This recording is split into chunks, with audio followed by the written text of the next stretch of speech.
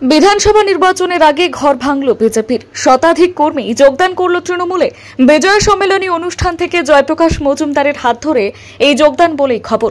বিজয়ের পর সর্বভারতীয় তৃণমূল কংগ্রেসের নির্দেশে রাজ্য জুড়ে ব্লকে ব্লকে শুরু হয়েছে বিজয় সম্মেলনী এবং গুণীজন সংবর্ধনা।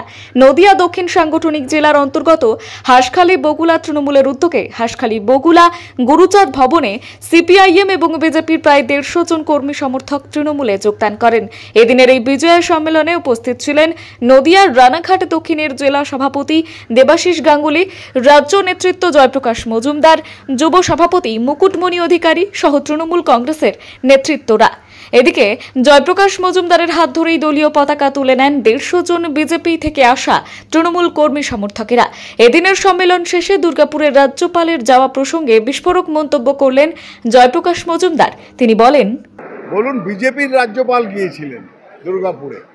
উনি পশ্চিমবঙ্গের রাজ্যপাল কতখানি আমরা জানি না। উনি বিজেপি প্রেরিত রাজনৈতিক উদ্দেশ্য সম্বলিত একজন মানুষ, তাই রাজ্যপাল কথাটা ওর ক্ষেত্রে খুব বেমানান হয়েছেন, কিন্তু মেনে নেওয়া কঠিন। তাই ওনাকে বিজেপির রাজ্যপাল বলাই ভালো পশ্চিমবঙ্গের রাজ্যপাল বলার থেকে।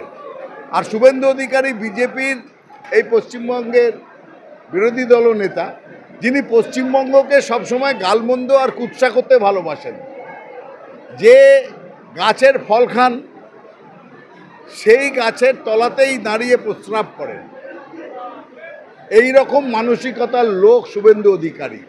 বিশ্বাসঘাতক বা মির্জাফর বললে অনেক সময় আমার মনে হয় মির্জাফরকেও অপমান করা হয়, কারণ বাংলার মানুষ মির্জাফরের থেকেও বেশি বিশ্বাসঘাতক মনে করে শুভেন্দু অধিকারীকে।